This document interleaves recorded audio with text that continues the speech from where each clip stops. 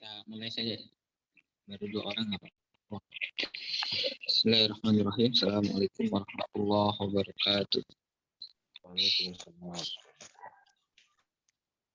Alhamdulillahi wa kafa wassalatu wassalamu ala nabiyil mustafa wa ala alihi wa sahbihi alisimki wa lafa ba'd.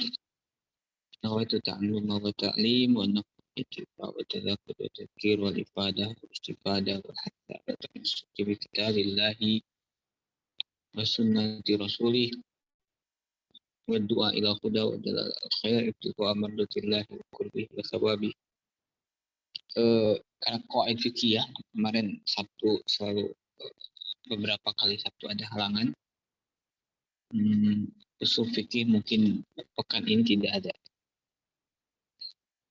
Qaid fikih ya, sekarang kalau tidak salah masuk halaman 58 atau qaidah yang ke qaidah as-sabi'ata asyrah yang ke-17.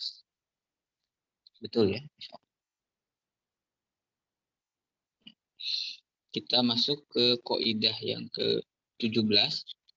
Ini kemarin 1 tahun ya, saya baru ingat. Kemarin ada yang berita.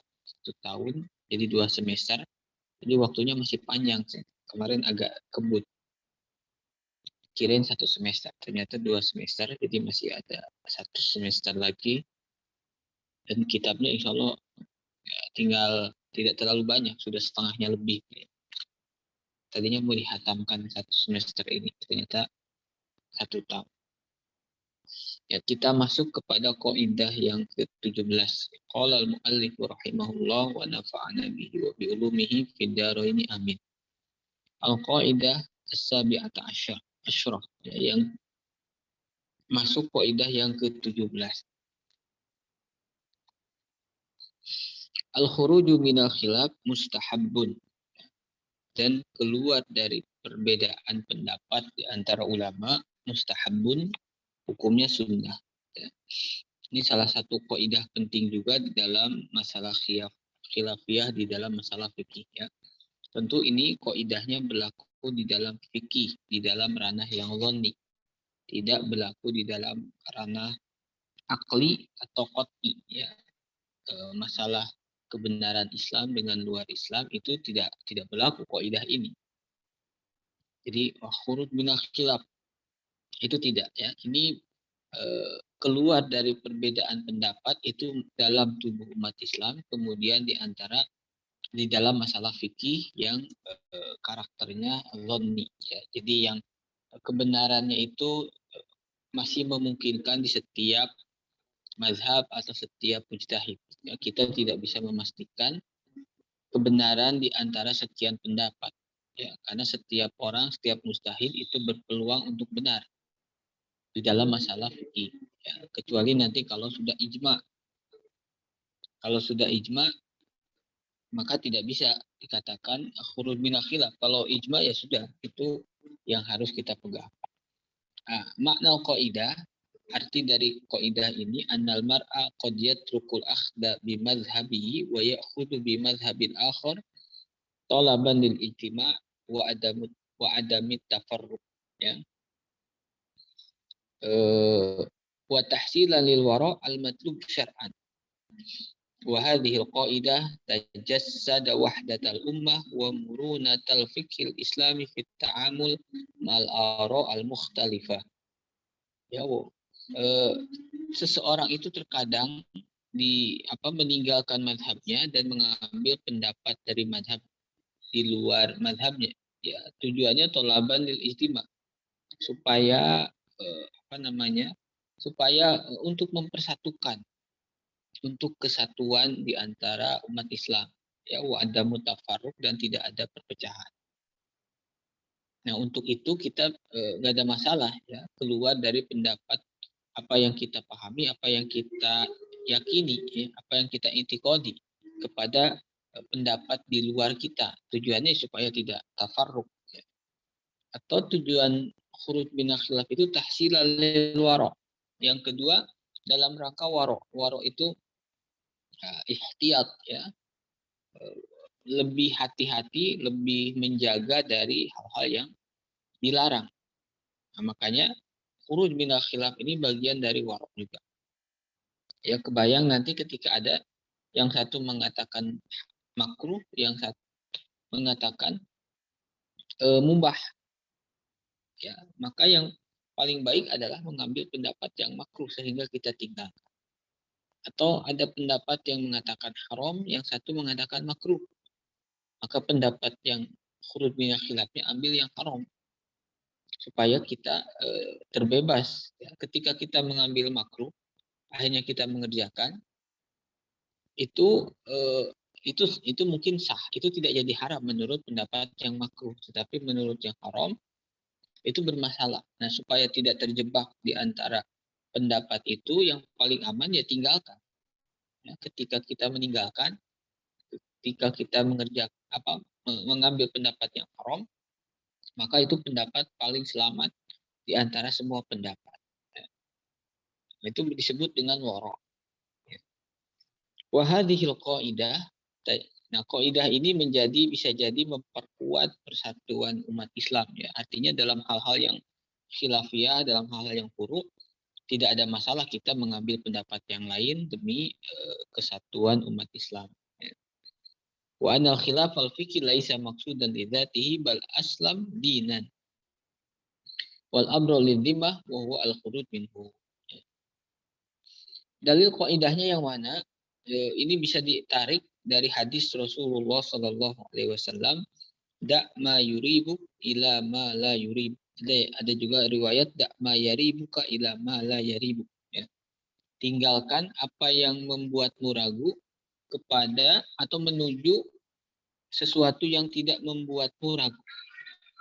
Ya, ketika ada dua pendapat haram dengan makruh, kita mengambil yang makruh itu masih meragukan karena apa? Ada pendapat lain yang mengharamkan.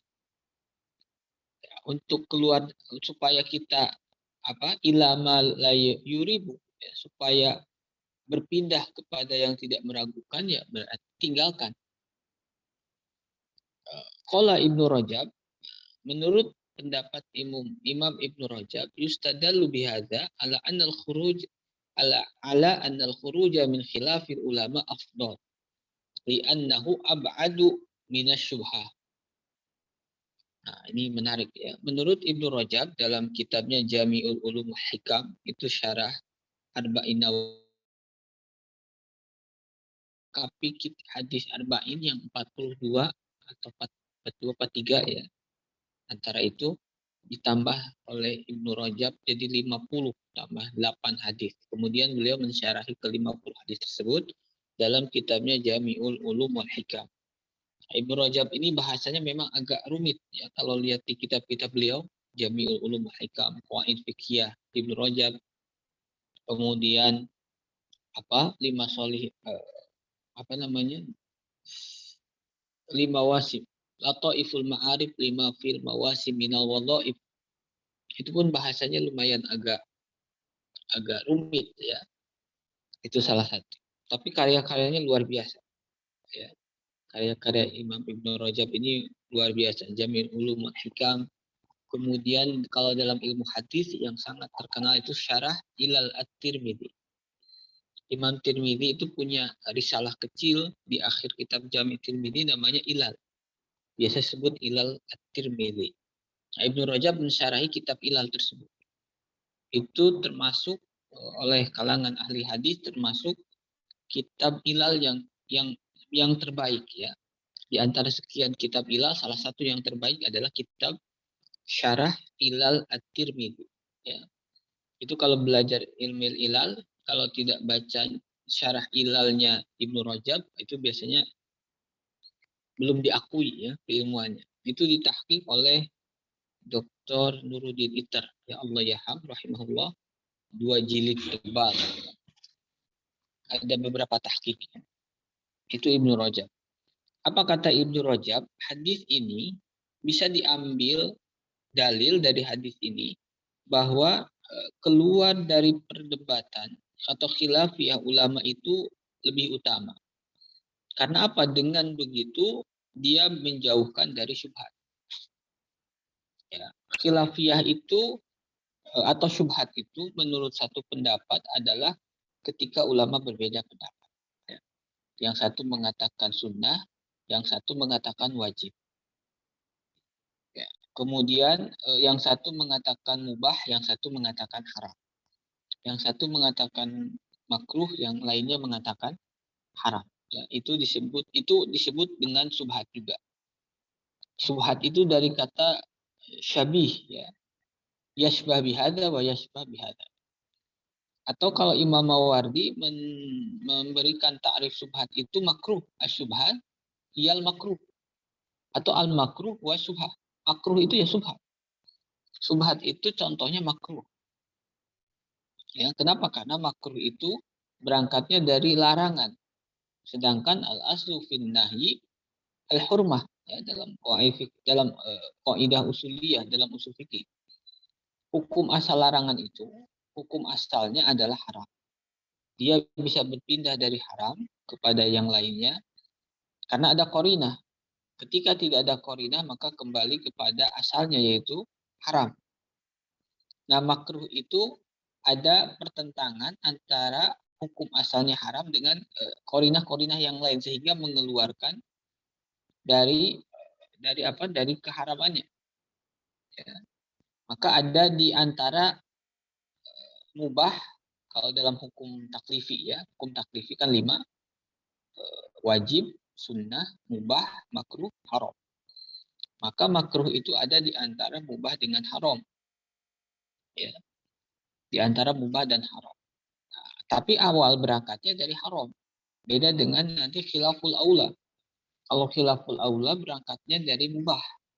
Ya. Nah, makanya kata Imam Mawardi, makruh itu ya subhat. Artinya syabihun bil hurmah wa syabihun bil mubah.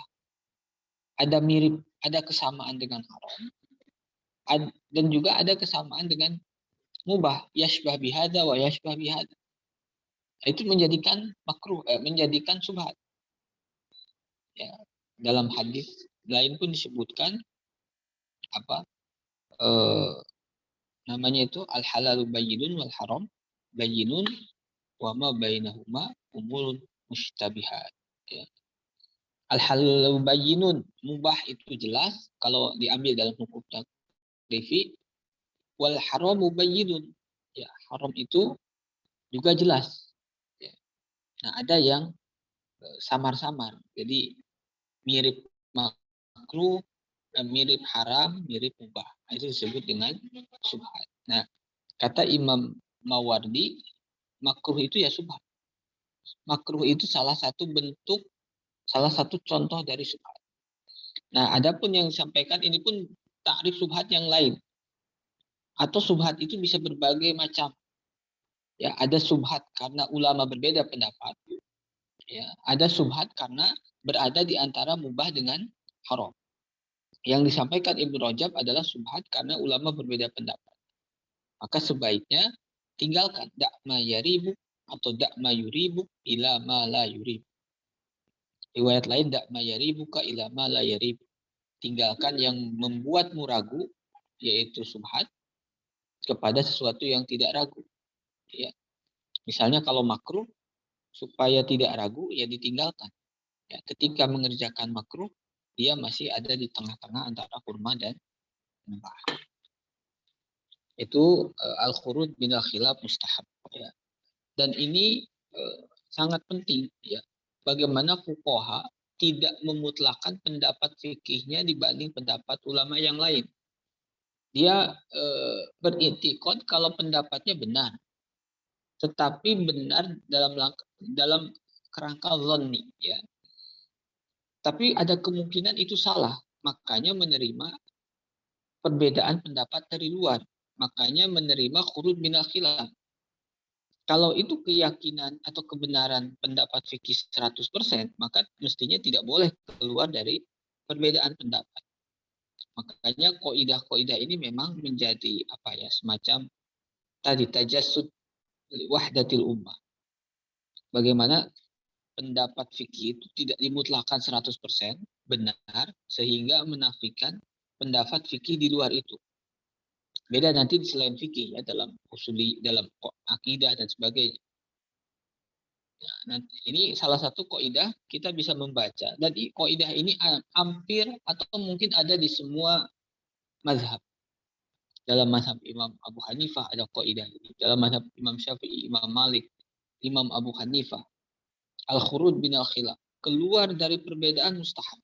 Jadi kita keluar dari pemahaman yang kita ketahui, ya, dalam rangka apa? Dalam rangka keluar dari perbedaan pendapat di antara ulama. Atau nanti ada kaidah dalam qaid juga, la yunkaru fi ma ikhtalafa fi wa innamal inkar fi ma ajma' alaih.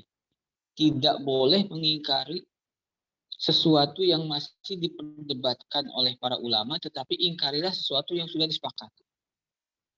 Ya, ada kalanya bagi sebagian itu haram, tapi yang lain mengatakan itu tidak haram, hanya makruh atau bahkan mubah.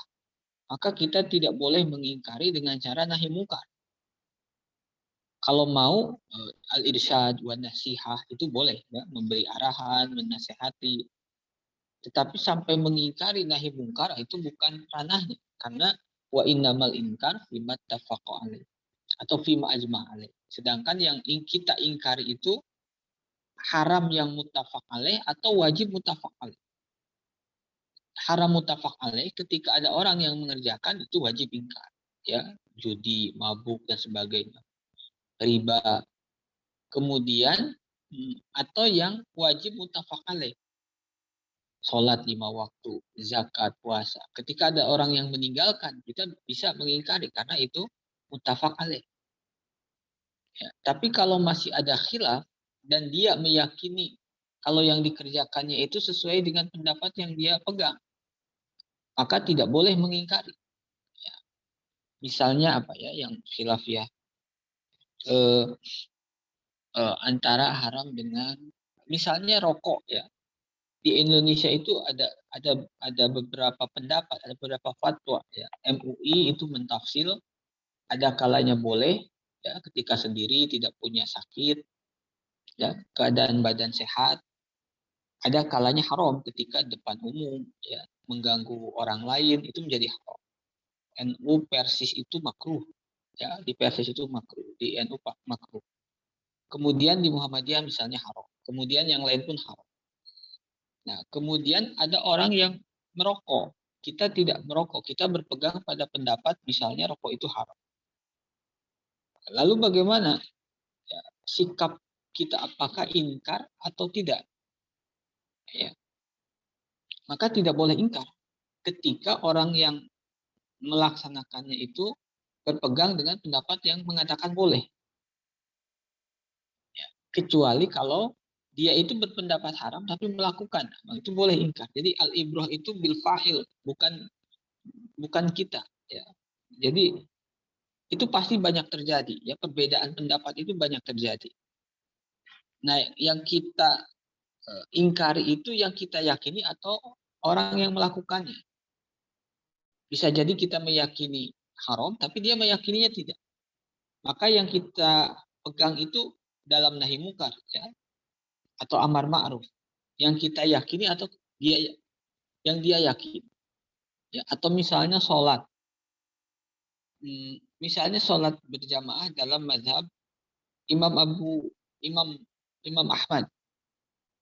Dalam mazhab Syafi'i itu fardu kifayah. Dalam mazhab Imam Ahmad kalau tidak salah itu fardu ain.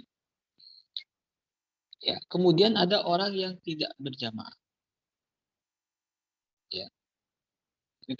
Kita amar ma'ruf atau nahi mungkar itu berdasarkan yang kita yakini atau yang dia yakini. Kalau dia seorang hambali misalnya, sholat munfarid. Kita yang Syafi'i misalnya, itu fardu kifayah.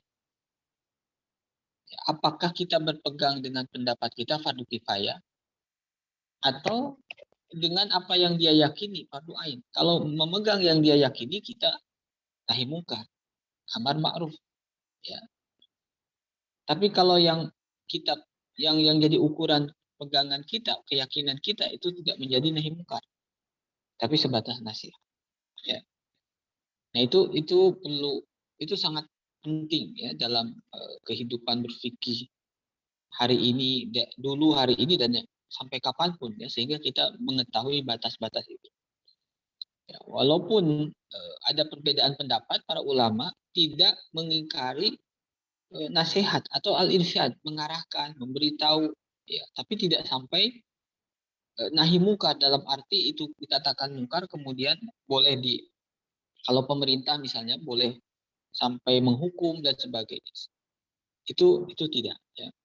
Nah, makanya banyak kaidah-kaidah fikih yang mengarah kepada pendapat mujtahid itu kita hargai, dan pendapat kita pun ya kita posisikan dengan benar. Ya. Karena kalau setiap pendapat fikih, setiap orang berijtihad memutlakan pendapat, yang pendapat saya paling benar 100%, tidak ada celah, dan pendapat saya adalah hukum Allah, kemudian mujtahid lain sama seperti itu, akhirnya berebut kebenaran, ya bentrok. Nah, dan itu tidak berlaku di kalangan para mujtahid. Ya. Makanya muncul kaidah-kaidah al-khuruj min khilaf mustahab. Misalnya Syafi'iyah mengatakan ad-dalaq itu hukum asalnya tidak sunnah. Dalaq itu ketika wudhu, itu sunnah dalam mazhab Syafi'iyah, itu sunnah dibantu dengan tangan. Jadi tangan membantu mengalirkan air di muka, di tangan, di rambut, di kaki, dan sebagainya. Itu sunnah. Hukum asalnya tidak sunnah. Tetapi mazhab Imam Malik mengatakan wajib. Ya, Imam Malik mengatakan wajib. Kalau wudhu tidak dalaq, tidak sah. Nah, untuk mengantisipasi pendapat Imam Malik, bisa jadi pendapat Imam Malik yang benar, ada kemungkinan benar, maka mazhab Syafi'i yang tadinya tidak mensunnahkan menjadikan sunnah.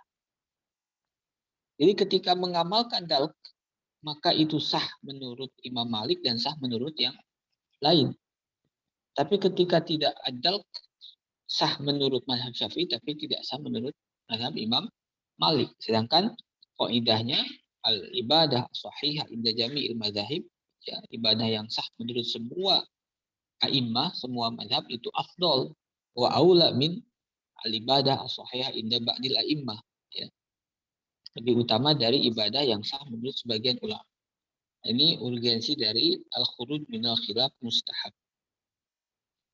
Contoh kaidahnya la yajibul istinja minal kharij ghairil mulawwith. Lakin yustahabbu khurujan min khilaf. Ya. Tidak wajib istinja dari sesuatu yang keluar dan tidak mengotori. Dalam mazhab Syafi'i itu aslinya tidak wajib. Dalam mazhab Syafi'i wajib istinja itu apabila ada yang keluar dan itu mulawith, mengotori. Ya. Ketika tidak mengotori, itu tidak wajib istinja. Misalnya apa? Keluar batu, keluar cacing. Ya, kalau yang cacingan. Wudunya batal, tetapi apakah wajib istinja? Dalam mazhab Syafi'i selama ghair mulawith itu tidak. Tapi kalau mulawith wajib. Tetapi meskipun seperti itu dalam mazhab Syafi'i tetap sunnah istinja walaupun itu ghair mulawith, karena ada a'immah lain yang mengatakan bahwa wajib mau mulawith, mau mengotori atau ghair mulawith, tidak mengotori. Nah, untuk mengantisipasi pendapat di luar mazhab, maka menjadi sunnah. Ya. Kemudian contoh kedua, an-naflul mutlaq laisa manhiyan anhu fil haram fi awqatin nahyi mutlaq. Salat sunnah mutlak itu lam yataqayyad bi waqtin wala makan, wala sabab. Naflul mutlak itu salat sunnah yang tidak terkait atau tidak dipengaruhi oleh waktu ataupun sebab. Itu salat sunnah mutlak. Karena ada salat sunnah dzatu sabab, ada salat sunnah dzatu waqtin. Nah, kalau salat sunnah mutlak ini bukan karena ada sebab, bukan karena ada waktu tertentu. Ya, jadi sholat yang boleh dikerjakan kapanpun, kecuali pada 5 waktu yang diharamkan atau makruh tapi makruh tahrim. Ya, misalnya ba'da sholati subhi wa inda tulu'i syamsi wa inda istiwa'i syamsi, ya, ketika matahari di tengah wa ba'da sholatil asri, ya, setelah sholat asar, dan ketika wa inda ghurubi syamsi, ketika matahari terbenam. Itu 5 waktu yang diharamkan sholat sunnah mutlak. Tapi dalam mazhab Syafi'i ada pengecualian, yaitu di Masjidil Haram. Dan di Masjidil Haram itu tidak ada yang disebut awqatul makruhah. Orang boleh sholat kapanpun, apapun, di waktu manapun. Ya, tidak menjadi haram. Orang boleh sholat sunnah mutlak ba'da sholat subhi. Itu di Masjidil Haram. Orang boleh sholat sunnah mutlak ba'da sholatil asri, setelah sholat asar. Padahal kalau di luar Masjidil Haram Makkah, itu tidak boleh, haram. Ya, tapi khusus Masjidil Haram itu boleh dalam mazhab Syafi'i. Selain Masjidil Haram tidak, ya. Di Tan'im misalnya orang mau umroh berangkat setelah sholat asar, maka tidak boleh dia sholat sunnah ihram, karena sholat sunnah ihram itu datu sabab mutaakhir. Nah, untuk mengantisipasi pendapat lain, karena pendapat lain itu tidak membedakan Masjidil Haram dengan luar Masjidil Haram. Tetap kalau sholat sunnah mutlak dikerjakan pada 5 waktu itu hukumnya makruh tahrim. Ya, tidak boleh. Oleh karena itu dalam mazhab Syafi'i menjadi sebaiknya tidak, walaupun di Masjidil Haram itu sebaiknya tidak mengerjakan sholat sunnah mutlak di 5 waktu yang dilarang. Lakin fi'luhu fihi fitil kal awqati khilaful aula. Itu hukumnya jadi khilaful aula, khurujan minal khilaf. Makanya sering dalam kitab kita tuh khurujan minal khilaf. Itu maksudnya al-khuruj minal khilaf mustahab. Ya, supaya keluar dari perdebatan. Ketika orang tidak sholat sunnah mutlak pada sholat asar, maka dia telah aman, telah waro.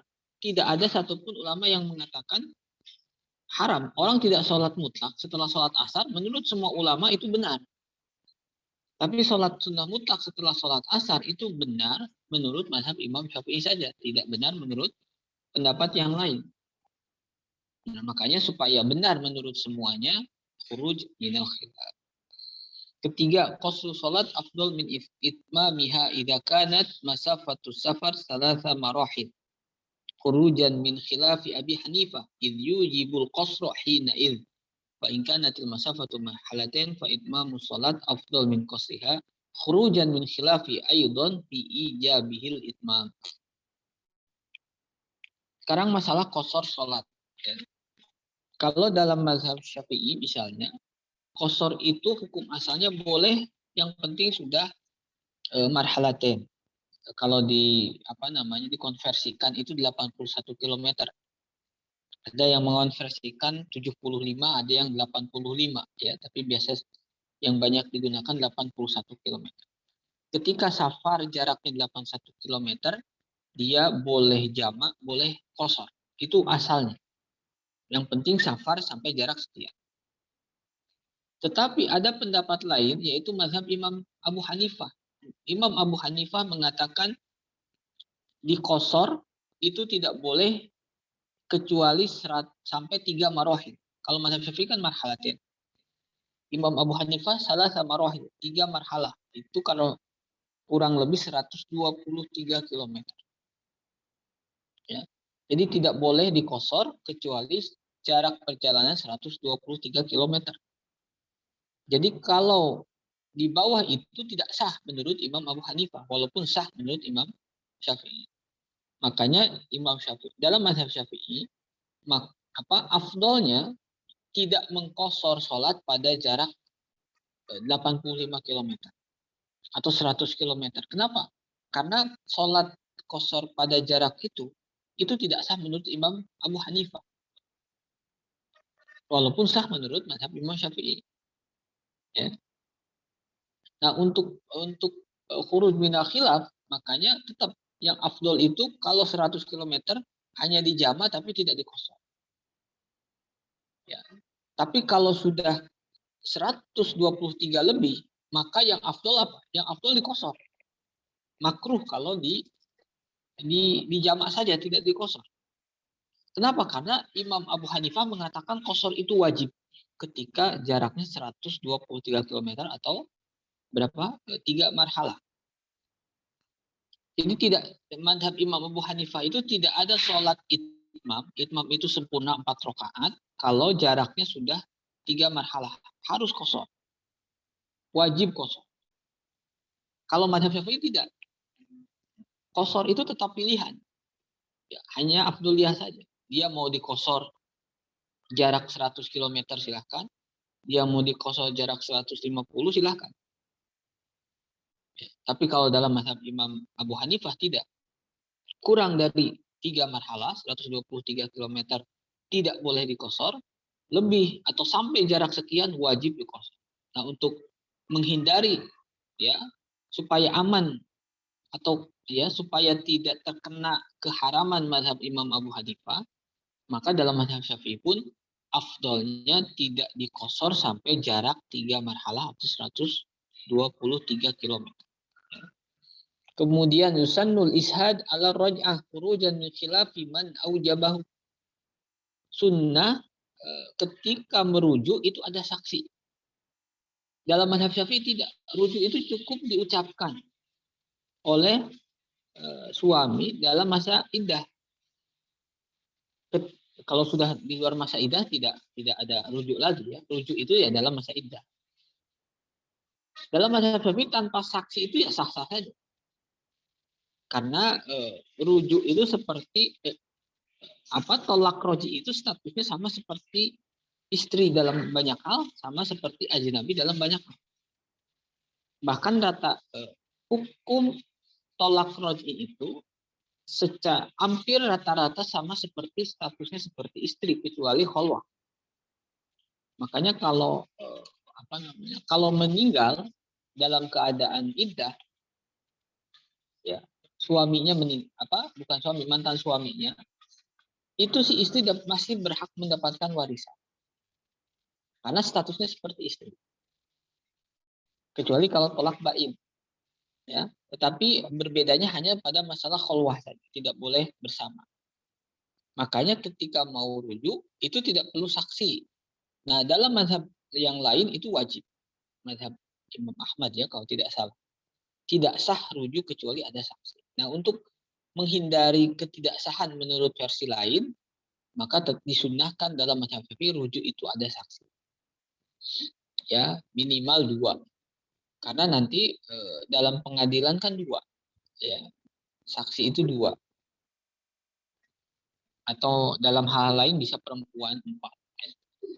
Nah, kemudian tanbih yustaratu lil akhdi bihadhil qaidah syurutun. Nah, kaidah ini tidak serta-merta bisa kita amalkan kecuali memenuhi syarat. Ketika syaratnya tidak terpenuhi, tidak perlu diambil kaidah yang ini. Ya. Nah, ini ulama itu senantiasa begitu detail di dalam menerapkan satu kaidah, suatu amalan itu biasanya ada syaratnya, tidak serta-merta seperti itu. Syarat pertama ayakuna ma'khadul khilaf qawiyan bi antakuna adillatul mukhtalifina mutaqaribatal quwwah. Nah, pendapat lain yang berbeda dengan pendapat kita itu pengambilannya cukup kuat. Dalilnya lumayan kuat. Walaupun yang kita yakini misalnya lebih kuat. Tetapi kalau kita lihat kuat juga ya. Nah, itu sering kita dapatkan dalam kitab-kitab syarah mustalah kitab-kitab syarah ahadisul ahkam atau ayatil ahkam ya, tafsir ayatil ahkam atau kitab fikih muqarron. Bagaimana dalil setiap mazhab itu kuat ya. Nah, ketika dalil mazhab yang di luar kita itu kuat ya, misalnya dalam masalah salah satu guru ya, dalam masalah masa iddah. Qur'un itu dalam bahasa Arab itu memang ada 2 makna, ada suci, ada haid. Imam Abu Hanifah menafsiri Qur'un itu haid, jadi iddah itu 3 kali haid. Madhab Syafi'i Qur'un itu suci, artinya iddah itu 3 kali sucian. Dan itu secara bahasa pun kuat, ya. Jadi sama-sama kuat. Tapi ada murajih lain dalam mazhab Syafi'i. Nah, ketika seperti itu maka kita sunnah mura'atul khilaf istilahnya. Mura'atul khilaf, menjaga perbedaan tersebut dengan cara keluar. Syaratnya yang pertama adalah dalil atau pengambilan dalil mazhab yang berbeda dengan kita itu pun kuat, walaupun yang kita lebih kuat. Ya. Yang kedua, alla yu'addiya mura'atul khilaf ila kharqil ijma. Ketika kita berpegang dengan khuruj minal khilaf, itu malah menjadikan melanggar ijma. Contohnya riban naqdi. Ya. Riban naqdi itu ini ya. Seperti akad dirham bidirham, misalnya 2 dirham tukeran dengan 3 dirham. Dalam mazhab Syafi'i itu haram, riba. Dalam mazhab Imam Abu Hanifah itu kalau tidak salah tidak riba. Ya, saya lupa lagi. Sebentar, 2 dirham dengan 3 dirham. Itu mazhab Imam Abu Hanifah. Saya kurang lupa lagi ya detail mazhab Imam Abu Hanifah itu. Tetapi ala kulli hal, ketika kita mengambil pendapat Imam Abu Hanifah, itu pun tetap akhirnya terjebak pada riba nasyiyah. Dan riba nasyiyah itu ijma akan keharamannya. Kan ulama masih berbeda pendapat. Ya. Ada kan riba nasyiyah, ada ribal fadli, ada ribal naqdi. Ya. Kalau riba nasyiyah ini yang sepakati. Makanya sahabat Abdullah bin Abbas, innama riba fin nasyiyah. Ya. Riba itu dalam nasiah, memberikan tempo. Nah, ketika kita misalnya mengambil pendapat Imam Abu Hanifah, itu berpotensi besar kharqul ijma. Karena riba naqdi itu akan menjerumuskan kepada riba nasiah. Dan riba nasiah ini ulama sepakat akan keharamannya. Jadinya kharqul ijma. Yang ketiga, syarat mengambil khuruj minal khilaf, alla yu'addiyal khuruj minal khilaf ila luku fi khilafin akhar. Ketika kita berusaha keluar dari perbedaan pendapat, ya, dengan cara keluar, ternyata setelah keluar kita pun terjebak dalam perbedaan yang lain. Ya. Artinya apa? Maju kena, mundur kena. Kalau seperti itu ya nggak usah keluar. Misalnya sholat sunnah witir. Madhab Syafi'i itu afdolnya apa? Fasal. Jadi kalau 11, 10, satunya dipisah. Kalau 3, 2 rakaat, satunya dipisah. Kalau 5, 4 rakaat dulu, satunya dipisah. Itu fasal. Mazhab Imam Abu Hanifah itu diwasal. Ya, witir itu diwasal. 3 rakaat sekaligus, 5 ya 5. Nah, ketika kita misalnya mau khuruj minal khilaf, mengambil pendapat dengan keluar dari fasal, masuk kepada wasal, sesuai dengan pendapat Imam Abu Hanifah, ketika kita ngambil wasal pun itu tetap berada pada khilaf yang lain. Karena ada ulama lain, mujtahid lain yang mengatakan wasal itu tidak sah. Ya, di satu sisi pertama mazhab Syafi'i fasal. Mazhab Imam Abu Hanifah wasal. Bahkan tidak sah kalau di wasal. Tidak sah kalau di fasal. Makanya kita misalnya witir di wasal. Ketika mengambil witir wasal itu pun masih khilafiyah juga. Ada ulama yang mengatakan tidak sah. Nah, kalau seperti itu tidak perlu keluar. Karena apa? Tetap baik keluar tidak keluar tetap dia berada atau terjebak dalam khilafiyah. Ya, maka syarat ketiga alla yu'addiyal khuruju minal khilaf ilal wuqufi khilafin akhar. Yang keempat, alla yu'addiyal khuruj minal khilaf ilal wuqufi mukhalafati sunnatin sharihah aw irtikabi makruh. Ya. Ketika mengambil atau khuruj minal khilaf, keluar dari perbedaan, itu malah menjerumuskan kita atau kita terbawa kepada melanggar sunnah yang sharihah, yang jelas. Atau mengerjakan yang makruh. Ya. Di sini tidak disebutkan contohnya, ya. Beliau hanya kepada Kanzul Raghibin. Contohnya di dalam kitab Al-Idah karangan Al-Lahji, ya. Contohnya raf'ul yadain fi shalah. Mengangkat kedua tangan baik takbiratul ihram, baik ketika akan ruku, baik i'tidal, baik al-qiyam minas tasyahudil awal itu sunnah dalam mazhab Syafi'i. Takbiratul ihram angkat tangan, ruku angkat tangan, ya. Nah, kemudian dalam mazhab Imam Abu Hanifah itu tidak, itu dianggap bisa membatalkan. Makanya kalau lihat mazhab Hanafiyah, mazhab Imam Abu Hanifah, misalnya Pakistan, ya banyak India, itu ketika takbir itu tidak mengangkat tangan. Kalau tidak salah amin pun itu tidak membaca amin, imam. Ya, waladhdallin itu tidak kencang amin, itu tidak. Kalau tidak salah itu membatalkan, ya, dalam mazhab Abu Hanifah. Nah, dalam mazhab Syafi'i itu kan sunnah. Lalu apakah kita menurunkan standar kita? Tidak, karena itu bertentangan dengan sunnah sorihah atau irtikabul makruh.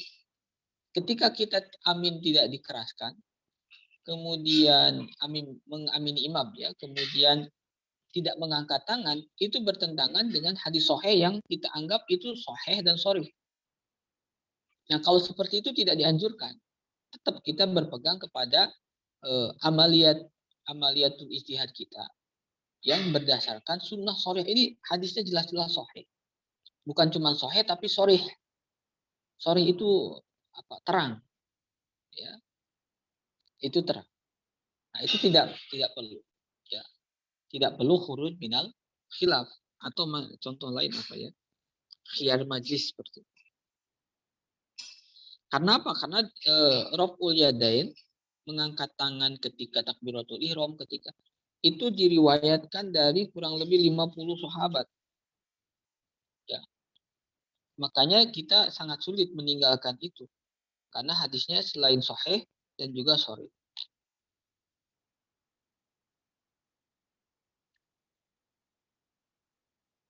Nah, itu mungkin, ya. Allahu a'lam. Ini yang hadir sedikit. Kalau yang tanyakan, fadhol, silakan.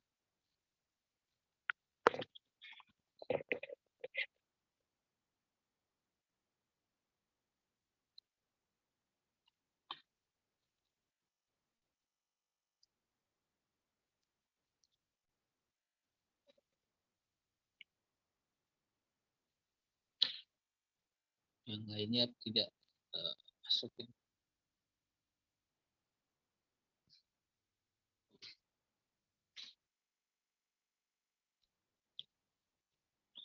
Silakan kalau ada yang mau disampaikan.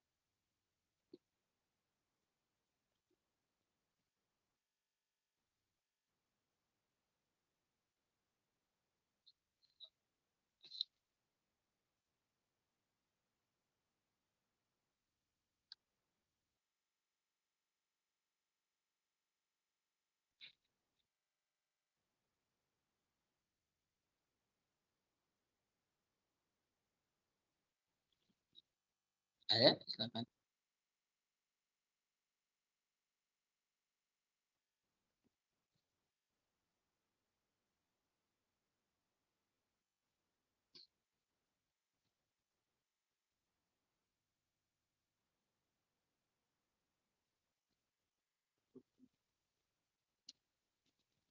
Oh, jilbab, ya. Ya, itu tadi kembali ke ini, ya, kembali ke kaidah yang 4. Yang pertama, ayakuna khilaf, ayakuna makhudul khilaf qawiyan, ya. Ketika makhudul khilafnya lemah atau bahkan yukhrib mu'ratul khilaf ila khurqil ijma, itu enggak boleh. Kalau jilbab itu hampir semua imam mungkin, ya, itu mengatakan wajib. Imam mu'tabar, ya, kecuali yang baru-baru yang bukan dianggap para pemikir baru itu banyak yang mengatakan, tapi itu jauh setelah ijma para a'immah, ya. Misalnya Muhammad Asmawi, ya, Asmawi dari Mesir. Itu pendapatnya aneh-aneh, ya. Jilbab itu tidak wajib karena lihat konteksnya, lihat sababun nuzulnya. Sedangkan hukum itu dikaitkan dengan asbabun nuzul.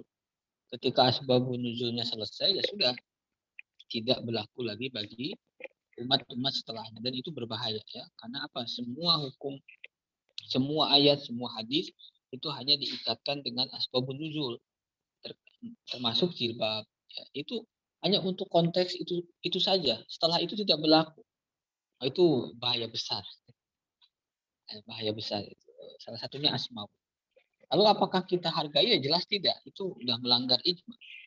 Tidak ada imam atau ulama dahulu yang mengatakan menutup aurat itu tidak wajib. Ya. Dan ulama berbeda pendapat, aurat itu hanya sedikit. Apakah muka itu aurat atau tidak? Apakah telapak tangan aurat itu tidak aurat atau tidak? Selain itu semuanya sepakat. Ya, jadi kalau mura'atul khilaf dalam masalah jilbab itu, apakah membuka muka itu muka itu aurat atau bukan? Apakah telapak tangan ini aurat atau bukan? Itu perdebatannya hanya di sana. Selain itu sepakat. Ya. Jadi kalau ada yang membuka muka, mukanya tidak ditutup, telapak tangannya itu tidak jadi masalah. Kita mura'atul khilaf ya. Kita bisa menghargai itu karena memang dalil dua pendapatnya pun kuat. Tetapi selain itu sudah menjadi ijma ulama. Ya, rambut, kemudian dari telapak tangan ke atas, itu semuanya sudah jadi ijma. Ya, makanya mur'atul khilaf itu ada syarat, tidak asal. Ya. Ketika itu melanggar ijma, nggak ada mur'atul khilaf. Riba itu ijma haramnya, tidak ada satupun. Ya. Maka tidak bisa mur'atul khilaf. Adapun bunga bank, nah itu yang berbeda. Jadi perlu dibedakan antara ribanya sendiri, konsep ribanya itu ijma. Tapi bunga bank itu khilaf. Darul Ifta Mesir itu dalam beberapa hal membolehkan. Ya. Dan juga beberapa sebagian ulama, walaupun memang mayoritas itu haram ya, setahu saya. Tapi kalau untuk tadi ya jilbab itu ijma ulama. Kita tidak mendapati khilafiyah tentang jilbab di dalam pembicaraan ulama dulu. Makanya kalau ada pendapat yang berbeda hari ini itu sudah memutus sanad keilmuan yang telah berlangsung sekian abad. Ya, kita itu tidak bisa menciptakan pendapat baru yang berbeda sama sekali dengan ulama dahulu. Ya. Karena apa ya, harus bersanad. Ya, dan ulama itu warasatul anbiya, yang diwariskan para ulama itu ilmu. Jadi ilmu itu sudah diwariskan Rasulullah, sahabat, tabiin, ulama, tiba-tiba ada pendapat baru. Dia setelah memotong ilmu yang diwariskan dari Rasulullah SAW. Dan sanad itu penting. Menyambungkan diri dengan para ulama itu penting. Karena al-isnad minad-din.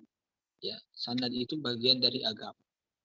Jadi kalau ada pendapat yang berbeda dengan ijma itu memotong sanad, kemudian juga kita terlepas dari Rasulullah. Karena warasatul anbiya itu ulama. Sedangkan para ulama sepakat. Itu mungkin seperti itu. Allahu a'lam.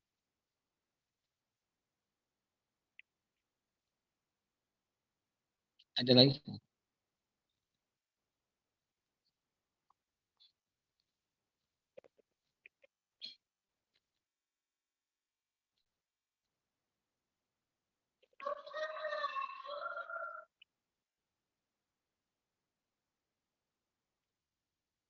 Tidak ada. Kalau tidak ada cukupkan sekian insya Allah untuk pertemuan kali ini. Qawaid fikih pekan depan insya Allah seperti biasa Sabtu Ahad ya. Kalau tidak ada gangguan. Allahu a'lam bishawab. Assalamualaikum warahmatullahi wabarakatuh.